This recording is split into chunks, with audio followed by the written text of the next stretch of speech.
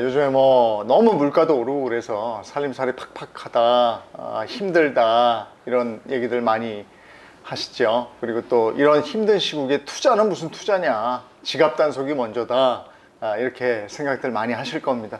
저도 그렇습니다.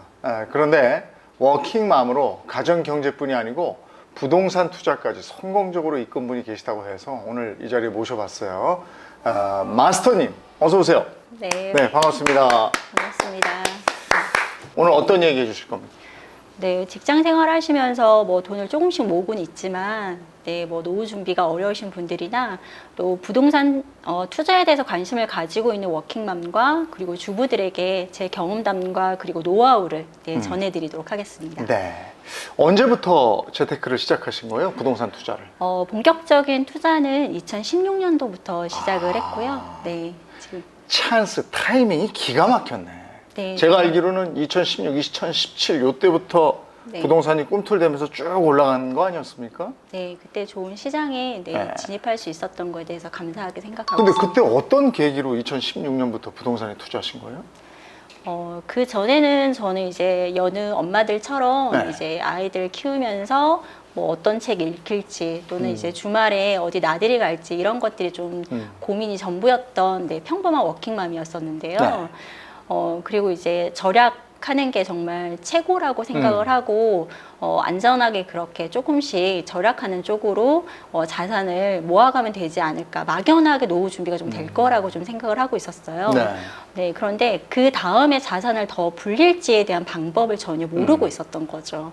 네, 그렇게 제가 편안하게 생활하고 있는 거에 이제 만족하고 있다가 그러다가 제 신랑이 어느 날 이제 갑작스럽게 한밤중에 이제 응급실로 좀 실려가게 됐었어요. 예. 네, 그래서 갑작스럽게 이제 큰 수술을 좀 진행을 하게 됐었고, 그때 제가 수술 동의서에 좀 사인을 하면서 되게 여러 가지 많은 부분들을 좀 느끼게 됐었던 것 네. 같아요. 네, 왜냐하면은 그 수술 동의서에 제가 사인을 하고 다음날 이제 아침에 좀 동이 트는데 평상시 같으면 이제 제가 아이들 데려다 주면서 손 흔들면서 좀 잘 갔다 오라고 이야기를 하거나 아침에 좀 여유 있게 차 한 잔 마실 수 있는 시간들이었는데 이게 배우자가 아프거나 예. 정말 이제 해고가 되거나 하는 이런 상황, 위기 상황에 대해서 제가 전혀 안전장치가 없다라는 걸 이제 깨닫게 됐었어요. 그러니까 내 인생이 네. 돌발 변수가 생겼을 때 내가 네. 아이들하고 어떻게 살아가야 되는가에 대한 고민이 시작됐군요. 네네네. 근데 하필이면 네. 그때 부동산이 들어왔어요, 눈에? 그때 이제 제가 뭐 이렇게 노후 대비를 해야 되겠다라는 생각을 하면서 이것저것 이제 재테크에 관심을 가지고 좀 많은 글들도 읽어보고 또 이제 책들도 많이 이제 접하게 됐었어요. 네.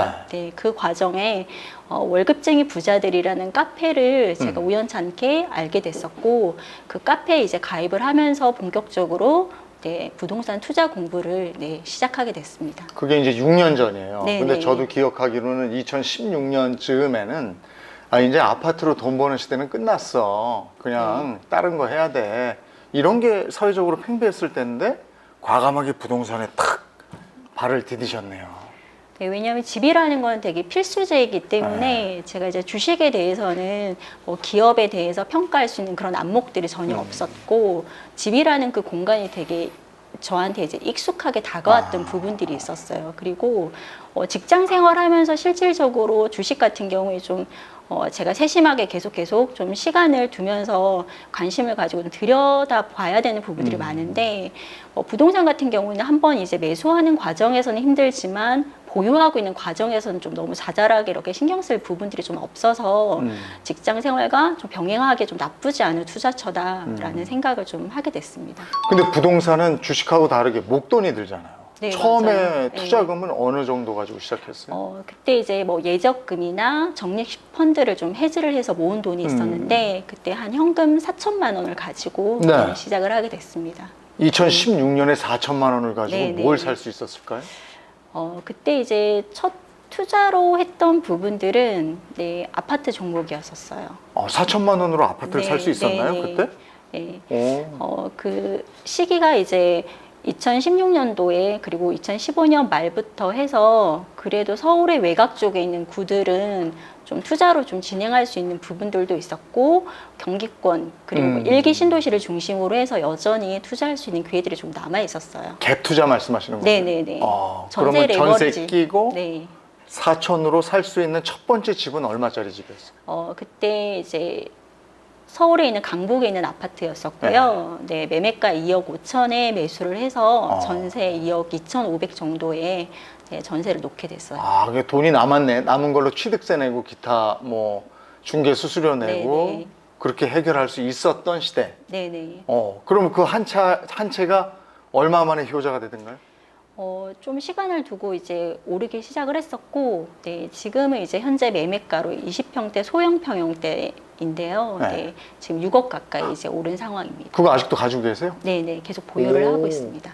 네. 그러면 그때 4천만 원으로 부동산 투자를 시작을 해서 네. 지금은 어느 정도의 자산을 모으셨어요? 지금 2016년도에 시작을 해서 지금 순자산으로 봤을 때에는 40억 이상 이제 우와. 달성한 상황입니다. 이야, 4천만 원이 40억 이상이 됐다고요? 네네. 그러면 10배면 4억이고 100배? 네. 그만큼 네, 수익이 난 상황입니다. 100배 수익이요? 네. 6년 동안에? 네네. 와, 그러면 지금 그거 최초에 산 4천만 원짜리 4천만 원을 투자해서 산 그 집 외에도 다른 네. 게 있을 거 아닙니까? 네, 지속적으로 이제 계속 투자를 진행을 했었고요. 네. 그리고 각각의 이제 지역을 분산을 해서 매수를 하다 보니까 네. 지역의 흐름이 이제 다르게 이어지면서 상승 흐름에 따라서 이제 그만큼 자산이 불어나게 됐던 것 같아요. 세금 이런 거는 겁내지 않으셨나 봐요. 그때 이제 기존에 제가 시작했던 시기에는 그 임대 사업자를 좀 권장하는 사회적 분위기가 있어서 보유하고 있는 물건들을 이제 임대 사업자로 좀 등록시켰던 물건들이 있어서 어느 정도 세금적인 그런 혜택을 좀 누릴 수 있었던 시기이기도 했어요. 네. 그 작년 같은 경우에 종부세 많이 내셨겠네요. 그래도 이제 그 임대사업자 혜택이 있기 때문에 생각했던 것보다는 그렇게 많지는 않았습니다. 네. 4천만 원 가지고 시작을 하셨다고 네네. 그랬는데 그때 당시에는 최소 종잣돈이 어느 정도 있었으면 시작할 수 있었습니까? 지금도 이제 가능한 금액이 3천만 원 정도가 있으면은 충분히 네, 아파트를 전세를 끼고 매수할 수 있는 투자처가 여전히 남아 있거든요. 2016년이 아니고 네. 지금도 가능하다? 네네. 왜냐하면 이제 수도권 같은 경우에 지금 가격이 많이 올랐지만 지방 같은 경우 여전히 네, 수익률을 좀 200% 이상 달성할 수 있는 그런 지역들이 여전히 남아 있어요. 집값 떨어진다고 난리인데 네. 그게 집값 상승기에는 갭 투자가 괜찮지만 집값이 대세 하락으로 꺾이는 시기에는 상당히 위험한 투자 아닙니까? 근데 이제 공부를 하다 보면은 상대적으로 결국에는 지역 간의 비교를 통해서 저평가되어 있다라는 그런 구간들이 있거든요. 네.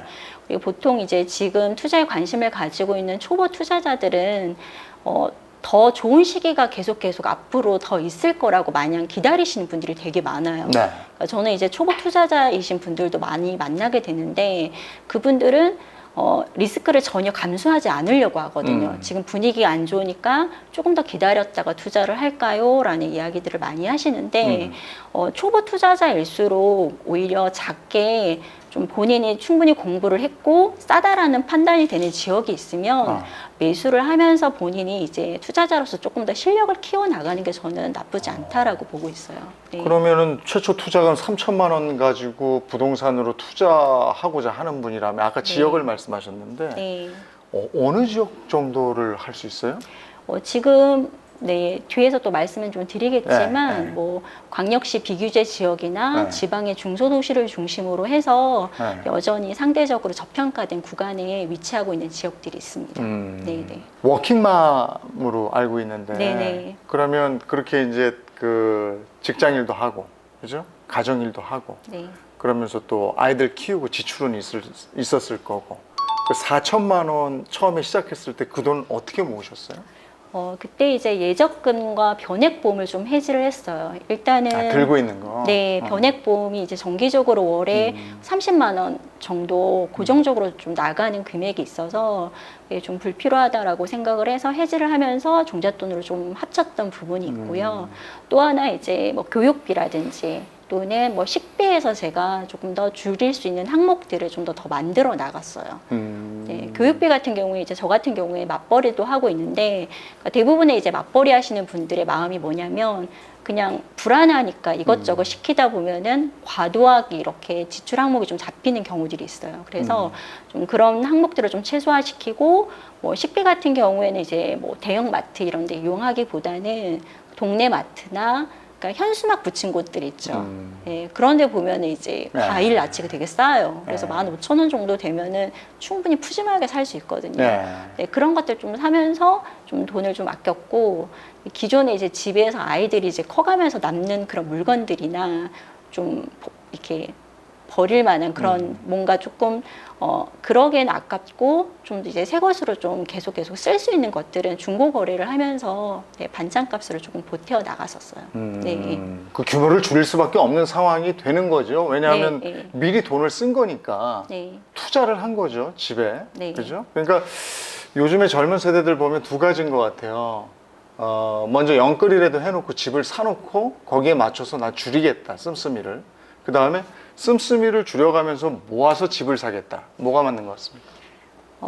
저는 씀씀이를 일단 줄이는 과정을 시작을 해보는 게 중요할 것 같아요. 일단은 저도 이제 저축률을 60%로 잡고 네. 그렇게 세부 항목을 좀 줄여갔던 케이스였었고요. 그래서 젊으신 분들이 지금 뭐 종잣돈을 좀 모아서 1년에 그래도 뭐 2년에 한 번이라도 투자할 수 있는 경험을 쌓아가시면은 좀 더 자산을 좀 불릴 수 있지 않을까라는 생각을 네, 하고 있습니다. 부동산 재테크를 시작하기 전에 공부도 많이 하셨을 거 아니에요? 네네. 그쪽 분야에 직장이 있습니까? 아니면 따로 이쪽은 공부를 하신 겁니까? 따로 공부를 네, 시작을 하게 됐었어요. 뭐부터 시작해요? 제일 처음에 이제 부동산에 관심을 가지면서 도서관에서 부동산과 관련된 책들을 되게 많이 빌려서 봤었어요. 네, 그리고 좀 강의를 좀 들으면서 좀 같은 월급쟁이이면서 어떻게 좀 자산을 좀 쌓아갈 수 있었는지를 좀 배울 수 있었고요. 그리고 뭐 부동산과 관련된 그런 책들뿐만 아니라 이제 부를 쌓은 많은 사람들이 가지고 있는 어떤 마인드적인 것과 관련된 그런 책들도 그 당시에 되게 많이 봤었어요. 네. 그러면 그 부동산 관련해서 내가 그 투자 결심을 하면 그걸 공부해서 실전에 써먹을 수 있는 네. 역량까지 가는데 얼마나 걸려요? 보통은 한 6개월에서 한 1년 정도를 두고 좀 몰입해서 공부하는 시간을 가지시면 그래도 좀 어떤 지역이 싸다라는 판단을 좀 어느 정도 하게 되시더라고요. 예. 네, 그래서 그럼 그 사이에 임장도 가보시고 뭐. 네, 네. 예. 현장 임장도 이제 해보시고 예.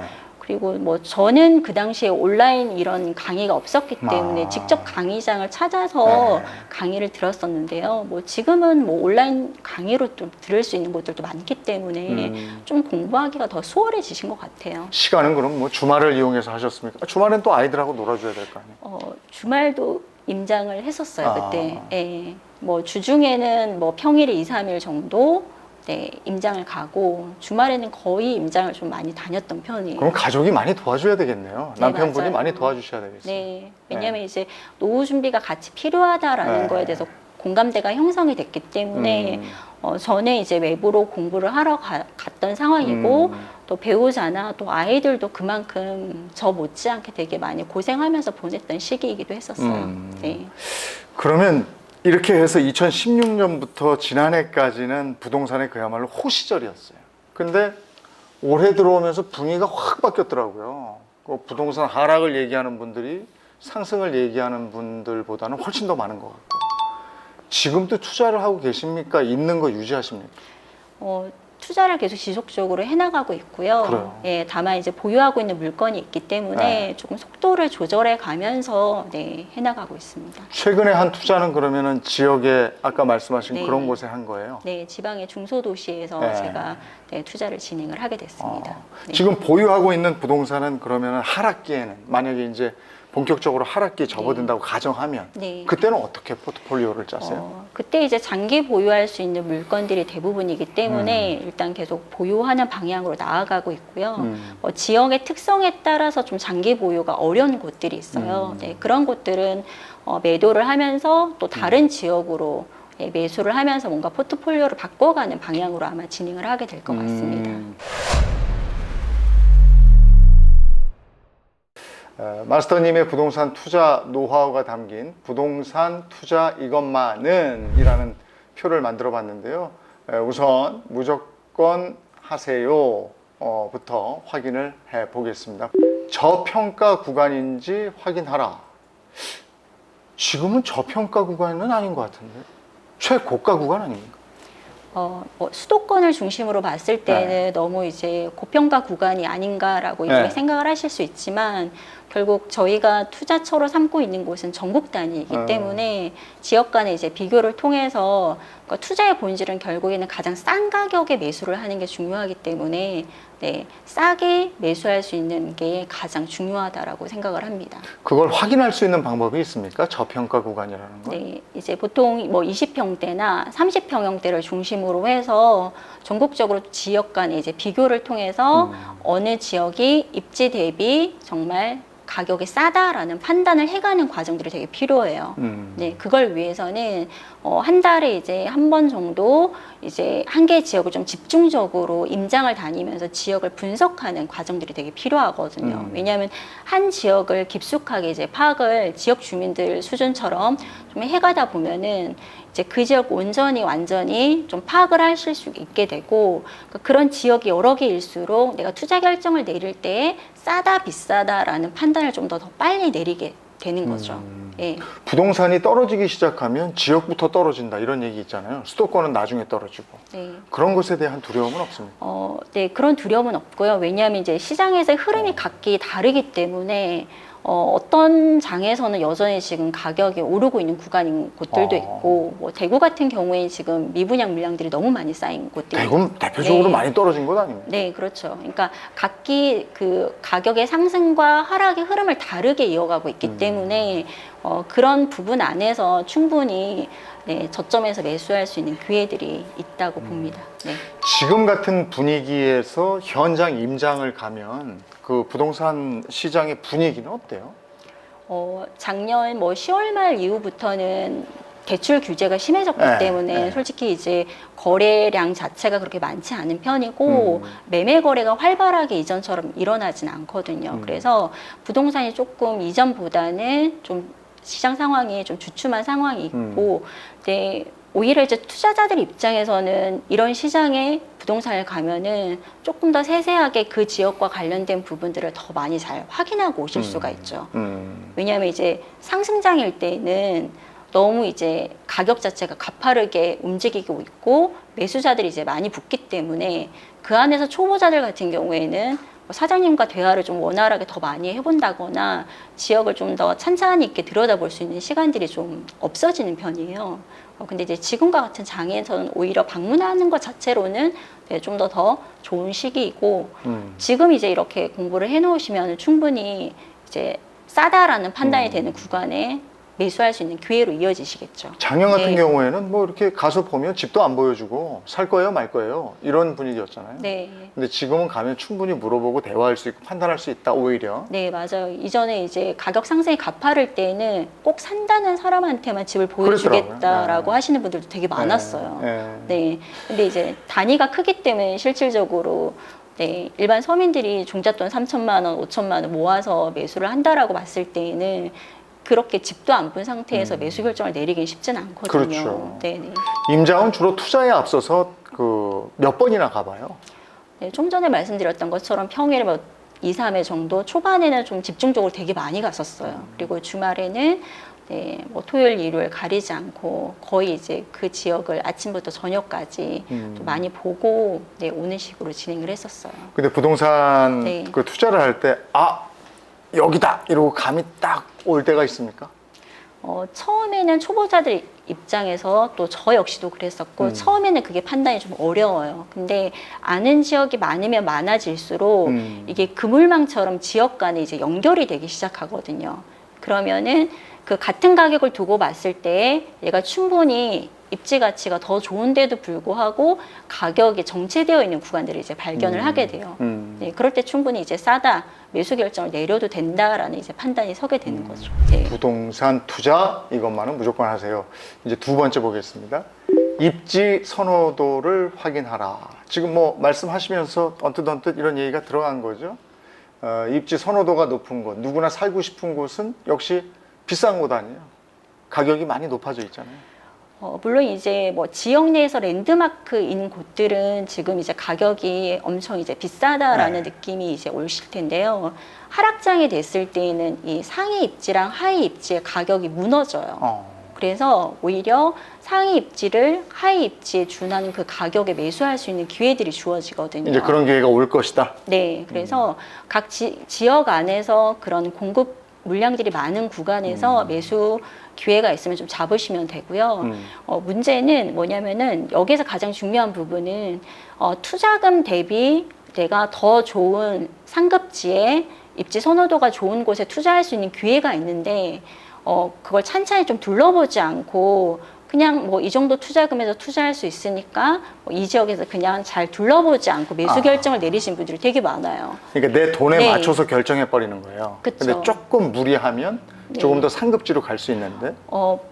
제가 말씀드리는 부분은 무리하는 게 아니라 투자 기준 범위 안의 금액이라고 한다면 뭐 예를 들어서 뭐 만약에 5천만 원을 기준으로 삼고 있는 사람은 뭐 2천만 원 보다 예를 들어서 뭐 3천이나 4천만 원이 든다라고 하면은 그때 좀 더 이제 입지 선호도가 높은 곳에 매수 결정을 내릴 수가 있으면 네. 그 기준 범위 안에서는 조금 더 선호도가 높은 곳을 공략하는 게 예, 맞다라고 봅니다. 예. 근데 이제 집을 살 때 내 주머니 사정에 맞춰서 사는 사람이 있고 대출을 좀 일으키더라도 조금 더 소위 얘기해서 좋은 입지로 가는 분이 있어요. 네. 어느 게 맞다고 생각하세요? 저는 돈에 맞춰서 사는 게 되게 중요하다라고 그래요? 생각을 해요. 네. 왜냐하면은 기준 자체를 일단은 만들어 놓고 그 기준 안에 돈에 맞춰서 사는 거예요. 그러니까 무조건 투자금이 이제 적게 드는 걸 공략하라는 게 아니라 네. 투자 기준 범위 아니라면 좀 더 좋은 것을 선택을 하되 네.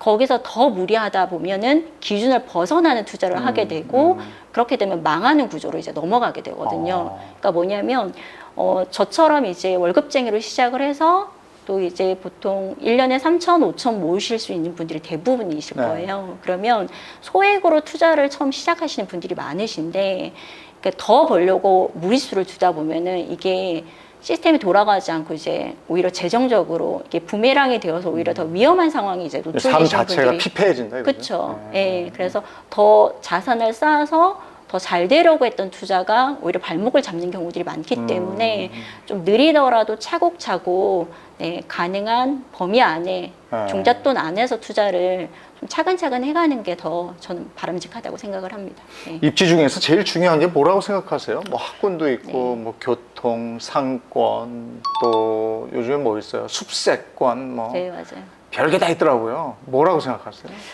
그게 수도권과 지방을 조금 다르게 가중치를 좀 두고 보고 있는데요.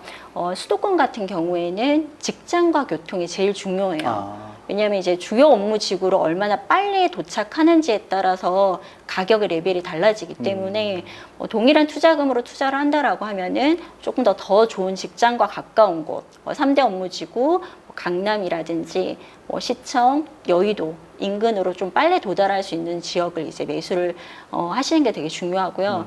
그런 부분에서 이제 교통적인 측면, 역세권을 중심으로 해서 투자를 하면 네, 좋겠죠. 네. 네. 자, 이제 세 번째 보겠습니다. 세 번째는 협상으로 가격 만들기.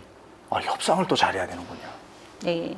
싸게 사면은 좀 네. 이제 보유하면서도 더 버틸 수가 있거든요. 네. 그래서 싼 가격에 본인이 이제 좀 더 좋은 가격으로 만들어서 매수 결정을 좀 내리는 게 되게 중요해요. 네. 협상이 잘 안 되는 경우는 어떡합니까? 협상이 잘 안 되는 경우는 아무래도 이제 가격 상승이 가파른 아. 구간에 있을 때는 이렇게 네. 걸어가면서 값을 올려버리더라고요. 그렇죠. 왜냐하면 이제 조금 있다가 제가 의논하고 이제 말씀드릴게요 하는 순간 이제 몇 천만 원 올리시는 그렇더라고요. 경우들도 많고, 그러니까 매수자들이 이제 경쟁이 붙게 되면은 그만큼 시간을 두고 가격 협상을 시도하긴 쉽지는 않죠. 그 상승기에 그렇죠. 네. 근데 오히려 상승기에. 요즘 같은 때는 파는 분들이 불안하니까 맞아요. 협상에서 사는 사람이 유리할 수 있는 거잖아요. 그죠? 네, 이런 경우에는 이제 집을 보러 가면은 네. 매도하시는 분들도 오히려 먼저 가격을 네, 싸게 조정해 드리겠다라고 먼저 말씀하시는 경우들도 많고요. 지금은 충분히 좀 가격 조정을 시도해 볼 만한 네, 장이라고 생각이 근데 듭니다. 그거보다 더 깎겠다 그러면 저쪽에서 자존심 상해가지고 안 팔아 이럴 수도 있잖아. 네, 이제 그 상황을 조금 잘 조절을 해서 아. 협상을 시도하는 게 되게 중요하고요. 그러니까 매도자도 만족하고 매수자도 이제 만족할 수 있는 적정선에 이제 접점을 찾으면서 가격을 맞추는 거죠. 그러니까 알아야 되는 거예요. 네네. 그 시장을 알고 적정가가 얼마고 이런 걸 알아야 협상에 임할 수가 있는 거죠. 네, 네. 기억에 남는 협상 성공 사례 같은 게 있습니까? 아니면 협상 실패 사례라도? 협상 이제 성공 사례 같은 경우에는 제가 이제 서울에 투자했던 건이었는데요. 네, 그때 이제 매도자가 분양으로 새 아파트에 이제 입주해야 되는 상황이셨어요. 예, 그런 상황에서 제가 이제 가격 조정을 좀 시도했었던 건인데요. 그때 되게 바람이 엄청 심하게 부는 날에 네, 집을 보러 가서 매수로 좀 이어졌던 경험이 있었고 그때 한 2천만 원 정도 가격 조정을 해서 네, 실거래되는 가격 대비 좀 싸게 매수를 할 수 있었던 건이 있었습니다. 그러니까 매도자의 어떤 성향이라든지 아니면 그 사람이 직면하고 있는 문제 이런 정보들을 알면 훨씬 협상이 유리하죠. 뭐 세금이랄지 뭐 또 집으로 언제까지 네. 가야 된다 할지 뭐 이런 것들. 네, 그러니까 매물을 보고 나올 때 매도하는 사유를 파악하는 게 제일 중요해요. 그러니까 이분이 뭐 사업 자금이 급히 필요하다, 네. 또는 뭐 새 아파트에 입주를 한다, 뭐 이런 이제 뭔가 시간에 촉박하게 의사결정을 해야 되는 경우에는 계속 그 원래 가격을 고집하고 계실 수는 없거든요. 근데 그런 걸 내색을 안 할 텐데 대부분 네. 매도자들이. 근데 조금 매물을 볼 때 그런 부분들을 좀 할 수 있는 그런 여지들이 있어요. 예를 들어서 제가 이제 매물을 볼 때 쫓아오면서 그 집의 장점을 엄청 많이 부각을 시켜요. 그럼 바쁜 사람이구나. 네, 그래서 좀 조급한 마음이 있으신 네. 분들도 있고, 그리고 부동산 사장님과 대화를 하다 보면은 매도자와 사장님이 이제 친분이 있으신 경우에 어떤 사유로 좀 팔게 되는지를 여쭤보면은 그분들이 잘 말씀해 주시는 경우들도 있어요. 네. 시기도 있습니까? 그 협상을 잘 이끌 수 있는 시기? 집을 살 때? 네, 일단은 뭐 전체적으로 시장의 상황으로 본다면은 공급 물량들이 정말 많이 쏟아지는 시기는 그 입주장에서 대비하기 위해서 가격 조정을 많이 해주면서 소유권을 넘기시는 경우들이 많고요. 그리고 이제 계절적으로 봤을 때에는 지금처럼 여름 휴가철 그리고 그 왜 그래요? 그때는 부동산의 사장님만 있고 손님들이 거의 많이 없어요. 안 오는구나. 네, 그리고 이제 기한에 임박한 물건들 같은 경우에는 매도자가 이제 급하기 때문에 사람이 거의 돌지 않다가 어쩌다가 이제 딱 매수세가 달라붙게 되면은 이 손님도 좀 붙잡고 싶다라는 마음이 되게 강하시거든요. 네, 그래서 매수세로 좀 이어질 확률도 좀 더 높아지는 거죠. 네. 네. 그러니까 이런 휴가 때 네. 사람 별로 없을 때 네. 이런 심리도 잘 이용을 해야 되겠네. 네, 그래서 지금 뭐 여름 휴가철이나 연말 연시, 크리스마스부터 해서 실제 이제 뭐 1, 2월에 구정까지 네. 그때 사람들이 좀 많이 안 도는 편이거든요. 그렇구나. 네, 네. 그런 시기를 좀 공략을 하시면은 실제 거래되는 가격 대비 좀 싸게 매수할 수 있는 시기로 네, 잡으실 수가 있어요. 네. 자, 그럼 이번에는 부동산 투자 이것만은 절대 하지 마세요를 보겠습니다. 첫 번째, 호재만 보기. 우린 호재 보고 싶은데. 물론 이제 내가 싼 가격에 매수를 했고 좋은 입지라는 판단이 된 상황에서 호재가 있으면은 덤으로 생각하고 더 이제 장점으로 부각시킬 수 있는 부분이 있는데 대부분의 대중들은 뭐 어떤 호재 자체만 보고 입지 분석이 되지 않은 상황에 들어가는 경우들이 되게 많거든요. 네, 그러면 보유하면서 그 물건이 가지고 있는 가치를 판단을 하실 수 있는 그런 마음이 없으시거든요. 능력이 안 되시기 때문에 보유하면서 좋다고 해서 들어갔는데 그 호재가 실현되지 않으면은 이걸 빨리 팔아야 되는지 더 가져가야 될지에 대해서 많이 고민을 하세요. 그래서 호재가 있으면은 결국 이게 정말 실현 가능한지, 네, 그리고 3년 이내에 정말 달성될 확률이 높은지, 아니면 내가 매수한 가격 자체가 이미 호재가 워낙 다 반영되어 있는 가격에 내가 매수했을 수도 있는 거잖아요. 그러면 실제 실현이 된다라고 하더라도 가격 상승이 더 이어지지 못하거든요. 지금 말씀은 요컨대 재개발, 재건축 쪽에 해당이 되는 물건이 많을 것 같은데요? 보통 소액으로 들어간다라고 했을 때 주변에 이제 환경이 개선되는 부분, 뭐 교통, 또는 뭐 쇼핑몰이라든지 이런 부분들이 이제 들어서거나 아니면 기존의 혐오 시설들이 이제 나간다라거나 뭐 이런 부분들 때문에 이제 가격이 좀 상승되는 경우들이 있어요. 네. 근데 굳이 3년 안에 이루어지느냐를 따지라는 거는 어떤 의미가 있습니까? 그 기간적으로 너무 이제 내가 장기 보유할 수 없는 물건 같은 경우에 만약 그걸 가지고 오래 가져가기는 좀 힘든 부분들이 있기 때문에 조금 뭐 착공이 들어간다거나 가셔야되는 부분을 좀 눈으로 확인할 수 있으면 내가 보유하면서 그 장점을 좀 살릴 수가 있겠죠. 지금 같은 때 이제 그 고점 대비 조금 떨어지고 있는 추세잖아요. 그 뭐 지역적으로는 다르다고 네, 말씀을 네. 하셨지만, 근데 이런 하락장에도 호재라는 게 늘 있긴 있는 거죠. 근데 뭐 사람들의 심리를 보면은 상승장에서 그 호재가 좀 폭발적인 힘을 내는 편이에요. 그때 이제 호재를 보고 가수요들이 좀 붙는 편이고 하락장에서는 거품이 많이 빠져요.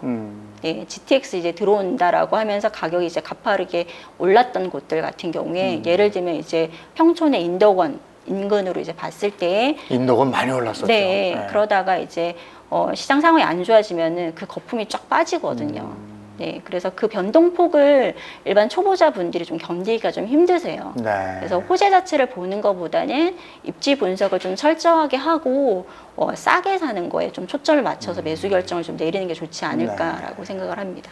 자, 두 번째, 부동산 투자 이것만은 절대 하지 마세요. 두 번째, 단기 보유입니다. 기다리지 못하는 투자. 근데 부동산은 샀다가 그냥 바로 되팔고 이러지는 않지 않아요? 잘? 네, 그래도 보면 이제 단타로 해서 한 1년 동안에 바로 이제 보유했다가 바로 파시는 경우들도 있거든요. 즉 뭐냐면은 4, 5년 주기로 보고 매수해서 좀 보유하면서 충분히 가치를 찾아가는 시기까지 기다려야 되는데 가격 조정이 조금 이제 되고 매매가가 이제 떨어지기 시작하면은 본인이 투자를 정말 잘못했다라고 판단을 하고 그냥 바로 팔아버리세요. 예. 그리고 나서 이제 그 다음에 이제 가격 상승이 이어지는 경우들이 되게 많거든요. 그렇게 하지 말아요. 주식하고 비슷하네, 그건. 네. 그러니까 내가 저점에서 매수한 상황이라고 하면은 너무 이제 단기적인 그 가격의 부침이 있을 때 부안해동하면서 그냥 마음이 힘드니까 이거 팔까? 라고 하면서 이제 던지는 그런 실수를 하지 않는 게 되게 중요하겠죠. 그 장기 보유 지역하고 단기 보유 지역은 딱 느낌이 옵니까? 네, 일단 뭐 수도권에서 아까 말씀드렸던 주요 업무지구 강남에 이제 1시간 정도 안에 이제 도착을 할 수 있는 곳들은 장기 보유로 오랫동안 이제 가져갈 수 있는 곳들이라고 볼 수 있고요. 강력시로 따지면은 메인이 입지 이런 곳들은 수도권에 좀 준해서 움직이는 시장이에요. 그래서 그런 곳들은 이제 장기 보유를 하는 거죠. 예를 들면 광주에 있는 봉선동이라든지 부산에 있는 해운대구, 대구 수성구 이런 곳들은 수도권 못지않게 되게 수요가 탄탄한 곳이기 때문에 좀 장기 보유를 해도 괜찮다 이렇게 보고 있고요. 지방의 중소도시 같은 경우에는 수요가 좀 한정적인 편이에요. 네, 그렇기 때문에 시장이 정말 좋았다가 갑자기 분위기가 꺾이게 되거든요. 그래서 내가 오래 가져가고 싶어도 오래 가져가기는 좀 힘든 장이다. 그래서 중단기 보유 전략으로 2년이나 4년 정도만 충분히 보유해도 네, 괜찮습니다. 팔아야 되는 시점은 어떻게 결정합니까? 팔아야 되는 시기는 이제 본인의 어떤 뭐 투자자로서의 어떤 인사이트라든지 보유 물건에 따라서 결국 개별적으로 다 달라지는 부분이 있는데요.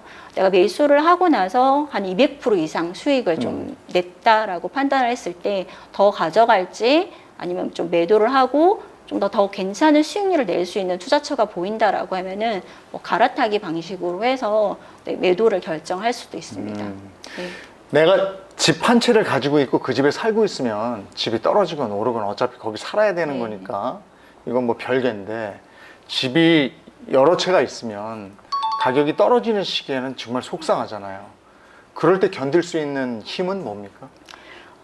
우선은 저점에서 매수를 하셔야지 가격 조정이 되어도 덜 흔들릴 수가 있고요. 그리고 저점에서 매수를 하면서 또 하나는 아까 말씀드렸던 본인이 감당 가능한 범위 내에서 이제 매수 결정을 좀 내려야 되거든요. 왜냐하면은 역전세 구간으로 기존에 내가 매수했었던 전세가보다 가격이 떨어지게 되면은 그만큼 이제 더 투자금이 드는 상황이기 때문에 보유하기가 이제 힘들어지시는 거죠. 그래서 그러니까 역전세 요즘에 걱정들을 많이 해서. 네, 그래서 현금을 어느 정도 뭐 마이너스 통장이라든지 이런 것들에 있는 금액은 실투자금으로 쓰지 않고 리스크 대비를 좀 철저하게 하고 난 다음에 좀 진입을 하시면 주변의 시장 상황이 좀 덜 흔들리고 오랫동안 좀 보유를 해가실 수 있습니다. 예. 그러니까 지금 이제 리스크 관리 말씀하셨는데 네. 지금 이것만은 절대 하지 마세요. 세 번째가 이거네요. 리스크 무관리. 리스크 관리를 전혀 해놓지 않으면 낭패다 이런 얘기죠. 네. 네. 왜냐면 초보자들 같은 경우에는 이제 뭐 3천, 5천만 원을 이제 매수를 했을 때 어떤 경우들이 있냐면은 본인이 소액으로 투자할 수 있는 그 투자처가 있는데 개개인별로 다 가지고 있는 자금들이 되게 다르시거든요. 근데 다른 사람이 투자하는 곳이 더 좋아 보이는 거예요. 그러다 보니까 자금 안에서 해결을 해야 되는 그 한도를 초과해서 무리한 투자를 이제 하시게 되는 거죠. 예, 그런 경우에 잔금을 치르지 못하거나 그리고 보유하면서 역전세 방어가 안 되는 거죠. 그러니까 전세 레버리지 투자에서는 가장 중요한 게 두 가지거든요. 이제 잔금 대비가 가능하냐, 또 이제 역전세 상황이 발생을 했을 때 내가 그걸 그 구간 자체를 이제 버틸 수 있느냐, 이제 이런 부분들이 있는데 그거에 대해서 좀 충분히 대비가 되는 게 좀 중요할 것 같고요. 또 이제 두 번째로는 이제 말씀드리고 싶은 부분은 경험이 없는 사람일수록 이제 마땅한 투자처가 안 보이는 거예요. 그래서 본인이 알고 있던 익숙한 지역이나 내가 지금 투자해도 괜찮겠다라고 판단하는 그런 지역에 엄청나게 많은 투자금을 넣어서 투자를 좀 진행을 하시려고 하세요. 뭐 1억이라든지 2억 정도 너무 큰 금액을 이제 투입을 하시기보다는 초보자일수록 좀 작게 적은 금액으로 이제 쪼개어서 투자를 좀 진행해 보시는 게 오히려 안정적으로 좀 잃지 않으면서 투자를 좀 경험해 볼 수 있다. 이렇게 말씀드리고 싶어요. 아까 투자할 때 갭투자 말씀하셨는데 네. 대출해서 투자하는 경우도 많이 있죠. 네, 이제 대출 뭐, 끼고 하시죠. 보통은 이제 뭐 상승장에서 대출금을 동원을 해서 투자한 사례들이 빈번히 좀 발생을 했는데요.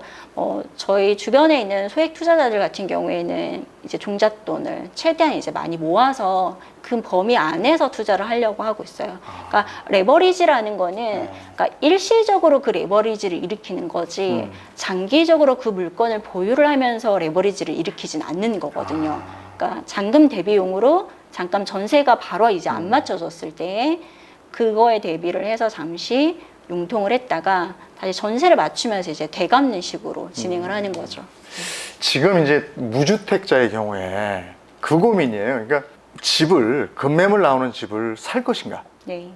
아니면 집값이 떨어질 것 같으니까 월세나 전세로 살다가 더 떨어지면 집을 살 것인가?